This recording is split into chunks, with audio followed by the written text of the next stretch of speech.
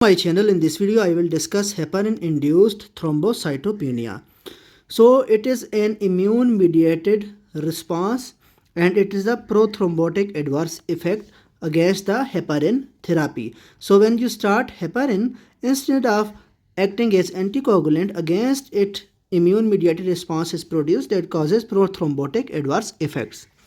It is characterized by, first one is thrombocytopenia and second one is paradoxical thrombosis,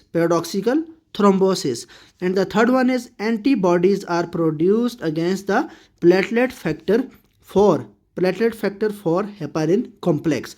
So there is platelet factor 4 heparin complex against which antibodies are produced, and when these antibodies are produced, these cause overactivation of the platelets, leading to platelet consumption and thrombocytopenia. So it is a prothrombotic state with thrombocytopenia. It has two main types. First type is not that much severe. It is non-immune mediated. Type 1, heparin-induced thrombocytopenia. It is seen early within 1 to 4 days of heparin exposure, and it is mild. Transient fall in the platelets is actually platelet count is more than 1 lakh per microliter. So it is a mild condition, and as it is non-immune, it resolves by its own spontaneously. Second one is type 2 heparin-induced thrombocytopenia.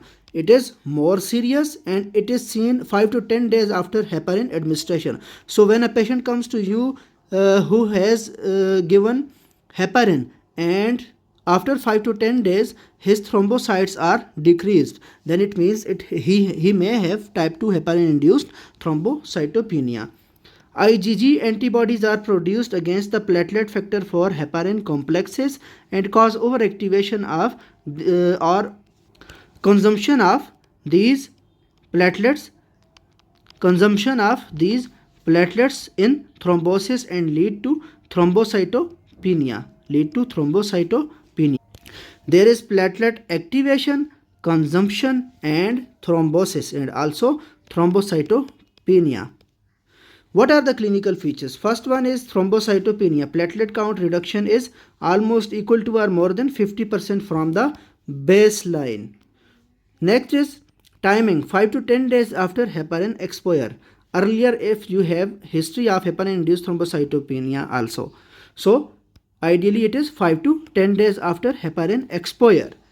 And you can have thrombosis. Venous thrombosis is more common than arterial thrombosis. For example, deep venous thrombosis, pulmonary embolism, limb ischemia, stroke, myocardial infarction. These are the adverse effects with this heparin-induced thrombocytopenia. You can have skin necrosis at the injection site. Systemic reactions like fever, chills after IV heparin bolus can be seen. So main thing is thrombocytopenia, timing 5 to 10 days after heparin exposure, and thrombosis, venous more than arterial.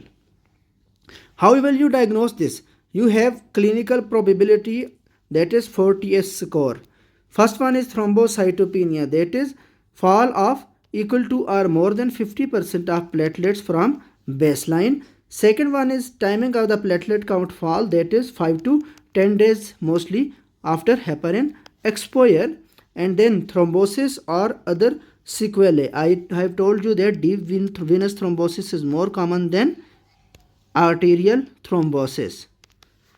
Next one is if other causes of thrombocytopenia are excluded, for example dengue, malaria, etc. If these causes are excluded, then you have heparin-induced thrombocytopenia according to this 4TS score. Further confirmation is done through laboratory investigations, that is CBC is done, that shows us thrombocytopenia. Immunoassay for anti-PF4 heparin antibodies through ELISA, but it has false positive rates also.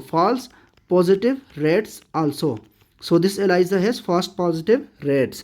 So for this we use functional assays like serotonin release assay, that is gold standard, to confirm the heparin-induced platelet activation. So for confirmation we should do ELISA for anti-PF4 heparin antibodies and then functional assays like serotonin release assay. for confirmation of heparin-induced thrombocytopenia. How will you manage? Obviously, the triggering agent, that is heparin, either unfractionated or low molecular weight heparin, it should be stopped immediately. And furthermore, alternative anticoagulation should be started because it is a prothrombotic state and there is a risk of deep venous thrombosis and arterial thrombosis up to 1 month. So for at least 1 month you have to give anticoagulants. First line agents that should be started are direct thrombin inhibitors like argatroban and bivalirudin, and these are given intravenously.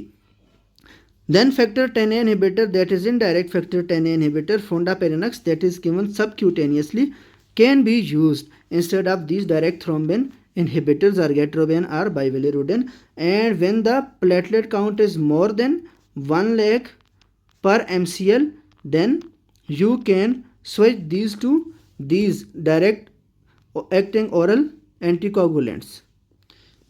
You should avoid platelet transfusion in case of thrombocytopenia unless there is life-threatening bleeding. If there is no life-threatening bleeding, then you should not go for platelet transfusion because further platelet consumption and thrombosis occurs.